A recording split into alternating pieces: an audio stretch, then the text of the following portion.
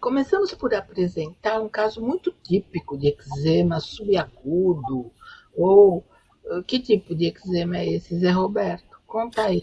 É um eczema subagudo, né? Porque predominam as escamas.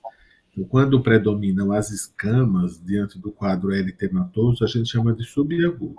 Quando predomina a exudação, a gente chama de agudo. Quando predomina a liquenificação, a gente chama de crônico. E isso é apenas cronológico. É só para você saber se a doença é nova, mais ou menos velha ou velha. Se, né, se já está há muito tempo em contato. Esse caso especificamente, nota-se que veja, no dorso dos pés, né, a doença é simétrica, tem num pé e tem no outro. É um quadro eritematoso, eritêmato descamativo. Né? O paciente se queixava de prurido, e a única coisa que vai num pé e vai no outro é sapato, são os calçados. Então, Uau, isso é interessante. Isso é então, interessante. nesse caso, era um quadro de alergia aos calçados, algum componente presente no calçado. Muito interessante. E aí você imagina se eczema, esse tipo de eczema está infectado ou não? Quando você vai tratar, você pensa, existe possibilidade de estar infectado, não ter, tem elementos para você pensar que está infectado, não? No momento, não. É infectado, não. Quando tem infecção, geralmente tem sinais flogísticos. Às vezes a pessoa coça muito, isso pode levar a uma solução de continuidade e infecção na pele, mas geralmente é num lado só. Né? Geralmente não dá infecção nos dois lados. Pode dar, mas não é comum. Geralmente é em um lado só. E Né? para tratar essa pessoa, você faria que tipo de esquema? Vamos ver se é o mesmo que eu faria.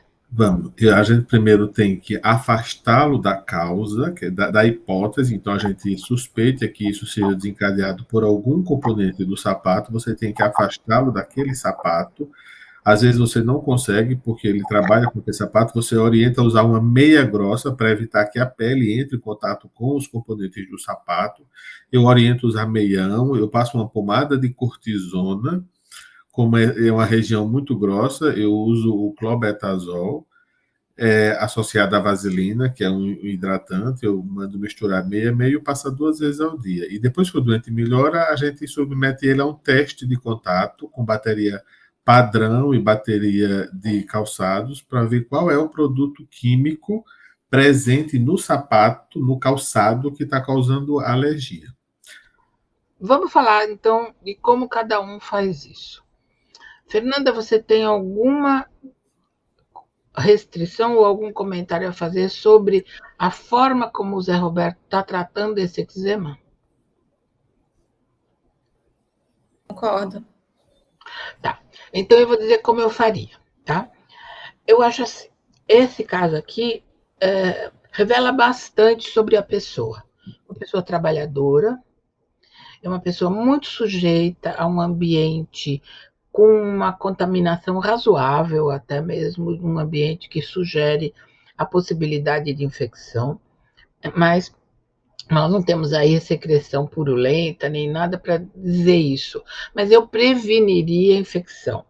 A outra coisa que eu não faria é colocar um creme de corticoide por causa do custo. Aqui, pela extensão do processo, a pessoa precisa ter pelo menos um tubo de pomada a cada 2, 3 dias, porque é bastante pomada de corticoide que vai usar. Por outro lado, eu simplificaria isso colocando a vaselina, mas daria uma injeção de corticoide de ação lenta e manteria como um antialérgico. Então, a pomada, o afastar a causa, daria um corticoide de ação lenta, tipo diprospan ou beta-30, manteria com antialérgico, porque é mais fácil ela ter vaselina disponível do que ela ter a pomada. Mesmo que ela tenha que pegar a pomada no SUS, a gente vai ter que a cortisona tópica, a clobetasol, que você vai usar, Zé Roberto, ela pode ter um rebote maior, né? do que se a gente usar corticoide de ação lenta injetável. Então, eu acho que com o corticoide de ação lenta, injeção, dando um antibiótico por poucos dias, você poderia dar azitromicina 3 a 5 dias, um por dia de 500 miligramas, e um antihistamínico, e mais a vaselina, eu acho que eu controlaria esse caso e afastaria a causa. É claro que, como foi você que tratou, deve ter dado tudo certo, mas são condutas diferentes que chegam ao mesmo resultado bom, certo? Fala, Zé. É assim, que eu faço o teste de contato. Eu evito fazer corticoide injetável, porque a gente só pode fazer o teste 30 dias depois. E usando o corticoide tópico, ele não vai interferir muito na leitura do teste de contato. Tá aí uma experiência diferente. É muito comum que em todas as falas sobre qualquer tema, que uma pessoa só se manifeste, que aquilo fique assim, mas existem as variantes. Por exemplo, eu não faço teste de contato, Zé Roberto, você é bom nisso, eu não sou, né? Eu não sou, e mais, eu não tenho a menor paciência para isso, sabe? Eu acho que tem que ler em 72 horas, 48 horas, tudo isso você tem que ficar muito disponível, né? Então eu não faço o teste de contato. Quando muito, eu presumo qual deve ser o contactante. E se precisar fazer teste de contato, eu mando para quem faz isso e tem essa rotina, né? Então, eu acho que essa é uma diferença entre a minha conduta e a sua, né? E o que é saudável, a gente discutir as condutas conforme o perfil de cada profissional, entende? Então, é isso que é interessante. Você quer comentar mais sobre esse caso? Olha que bonita essa foto, né? Exemplar. Veja exatamente onde é que fica nessa prega, né? Que seria a prega. Como é que a gente chama essa prega, Zé Roberto? Aí é no terço distal, né? É na perna, terço distal. Um lado está super coçado, mexido, escalavrado, e o outro lado está mantido, assim, a direita, né, que seria a nossa esquerda, quando a gente vê, a direita está mostrando como é o sofrimento dessa pessoa, que a pele já ficou praticamente couro, né? É que na composição de um calçado vai muita substância, vai borracha, vai couro, vai verniz, vai cola, vai conservante, corante, alguns aditivos, né? Então todas essas coisas podem causar alergia. E assim, esse caso, né, parece que a botina é de couro, né? Então, quando a botina é de couro, aí a gente tem, e o paciente é um trabalhador, eu peço para ele usar uma de borracha. E pode ser que ele seja alérgico ao componente da borracha. Mas o truque do meião é muito bom, sabe? Usar um meião de jogador de futebol, aqueles grossos, porque evita o contato da pele com a substância. Nem sempre, mas na maioria das vezes sim. Aí está bem claro que ele usa direto, né? Usa direto, o pé direto no sapato, né? Direto.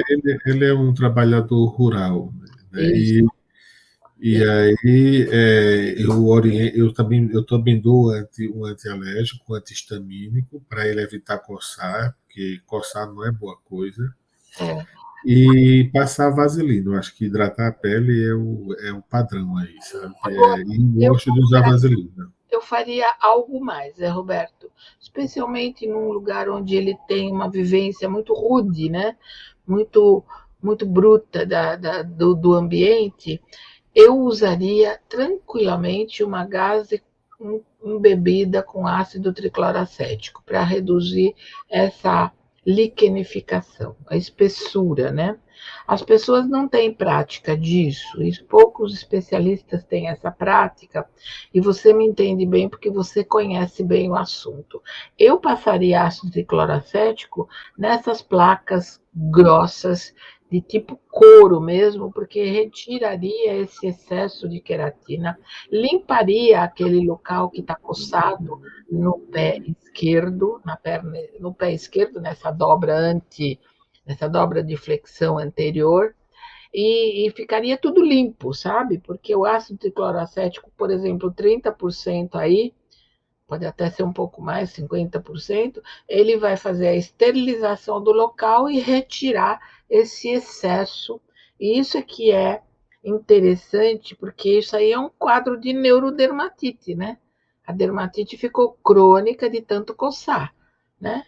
E essa cronicidade você pode reduzir com ácido tricloracético. Você concorda?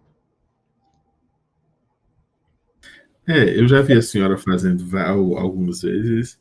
Eu não tenho prática, não, professor. Assim, eu não uso no meu dia a dia o ácido tricloracético, muito pouco.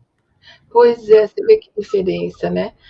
Eu adoro, simplesmente adoro, porque você passa o ácido cloracético, ele passa a não coçar e aí você usa a vaselina, sabe?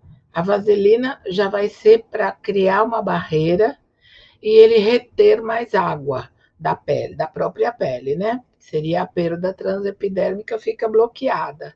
Então ele vai, com o ácido, ele vai descamar essa parte toda, não vai mais ter coceira, porque eles agradecem depois que fazem isso, né? Nossa, foi tão diferente, não foi ótimo, etc. Tem um paciente que me fala, foi mágico. Então você retira a hiperceratose, bota a vaselina, né? E aí, até enfaixo, às vezes até coloco a vaselina com aquele filme plástico de cozinha, que é para segurar mais a água. Com a impregnação das células nesses locais, você vai ter o quê? Mais água, mais reações bioquímicas bem-sucedidas, né? Nas células. Então vai ficar ótimo. Você vê a diferença da prática entre os especialistas. Isso aí eu acho importante, porque quem nos vê pode fazer uma coisa ou outra, ou experimentar para ver qual é aquilo que lhe dá mais certo, né?